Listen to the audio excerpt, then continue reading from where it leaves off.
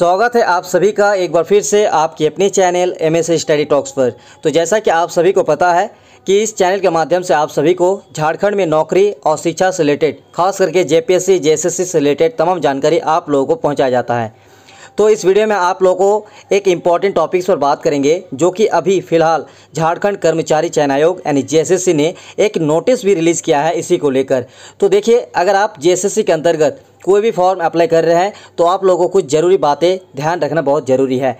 चाहे आप form apply कर रहे हैं तो उसमें जो भी चीज़ है वो आपको ऑथेंटिक देना ज़रूरी है, क्योंकि थोड़ी सी भी गलती आपका फॉर्म रिजेक्ट हो सकता है और रिजेक्ट होने के बाद फिर आप दोबारा अप्लाई भी नहीं कर पाएंगे।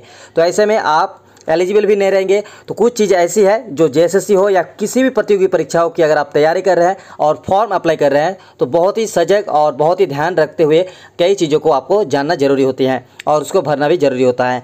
तो यहाँ पे कौन सा चीज़ इससे पहले आप लोगों को बता दिए थे, क्या कुछ दिन पहले ही जेएसएससी ने रिलीज़ किया था जिसमें कुछ गलती के कारण फॉर्म रिजेक्ट किया गया है। तो यहाँ पे एक और जो है कि फॉर्म रिजेक्ट होने का कारण बताया गया है, उसके बारे में आपको बताएंगे। तो देखिए, यहाँ पे स्क्रीन पर जैसे देख रहे होंगे, झारखंड कर्मचारी चयन आयोग की तरफ से झारखंड डिप्लोमा स्तर संयुक्त प्रतियोगिता परीक्षा को लेकर यहाँ पे आवश्यक सूचना है। लेकिन यहाँ पे झारखंड डिप्लोमा स्तर जरूर है, लेकिन ये पॉइंट हर वैकेंसी के लिए है। क्यों, चलिए दिखा आपको बताते हैं। देखिए क्या लिखा हुआ है।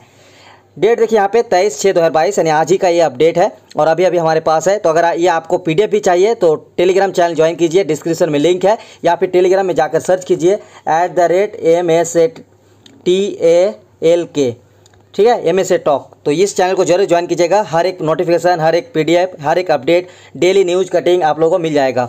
तो देखिए यहाँ पे अपडेट क्या है कि विषय अंकित परीक्षा के विज्ञापन से संबंध विवरणिका में अंकित प्रावधानों के अनुसार अनुसूचित जाति एवं अनुसूचित जनजाति कोटि के अभ्यर्थियों द्वारा यदि अपने आरक्षण कोटि को अनारक्षित, अत्यंत पिछड़ा वर्ग 2 एवं आर्थिक रूप से कमजोर नागरिकों के वर्ग में कोटि में संशोधित किया जाता है तो ऐसे परिस्थिति में उक्त अभ्यर्थी को संशोधित कोटि के लिए अनुमान्य परीक्षा शुल्क की अंतर राशि का भुगतान करना आवश्यक होगा।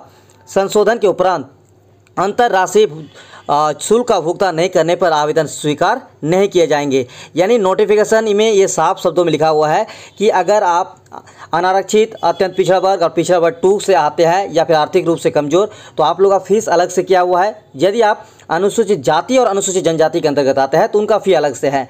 इसमें हुआ क्या है कि एक स्टूडेंट को ऐसा है कि अगर आप अनुसूचित जाति और अनुसूचित जनजाति में पहले फॉर्म अप्लाई करते हैं, फिर आप संशोधित करके फिर क्या करते हैं, उसको अनारक्षित 1 BC1 BC2 में डाल देते हैं।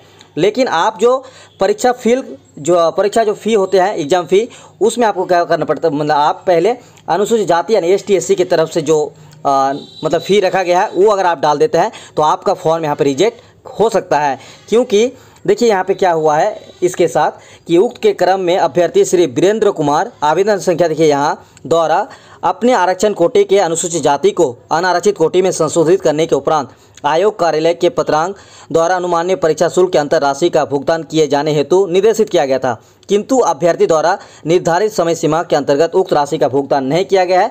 अतः संबंधित परीक्षा के विज्ञापन में अंकित शर्तों के आलोक में श्री वीरेंद्र कुमार का आवेदन रद्द किया जाता है। यानी इन्होंने पहले जो फॉर्म अप्लाई किया था उसमें अनुसूचित जाति डाल दिया था, फिर जब दोबारा से इसको उसमें संशोधित किया अनारक्षित कोटि के अंतर्गत, तो इन्होंने पेमेंट तो किया था लेकिन वो ST SC के अंतर्गत जो पेमेंट है वो किया था, लेकिन ये अपना जो अनुमानित भुगतान है वो शुल्क नहीं किया था संशोधित करके, तो इसीलिए इसका फॉर्म जो रिजेक्ट कर दिया गया है। तो आप भी अगर फॉर्म अप्लाई कर रहे हैं तो जिस कैटेगरी में आप डालिएगा उस कैटेगरी के ही आपको फ़ी जो है, एग्ज़ाम फ़ी जो है पेमेंट करना होगा। या ऐसे नहीं करने पर फिर आपका रिजेक्ट हो सकता है, जेएसएससी यहाँ पे आपका रिजेक्ट कर सकता है फॉर्म। तो ये ज़रूरी कुछ चीज़ें जो है जो आपको जानना जरूरी है और इस चीज़ को हमेशा याद रखिएगा। जब भी कोई भी फॉर्म, चाहे जेएसएससी हो या फिर एसएससी का या कोई भी वैकेंसी का, तो उसमें आप लोग जो सही इन्फॉर्मेशन है, ऑथेंटिक इन्फॉर्मेशन है और जो पेमेंट है वो सारा चीज़ जो ध्यान में रखते हैं उस तरह से कीजिएगा।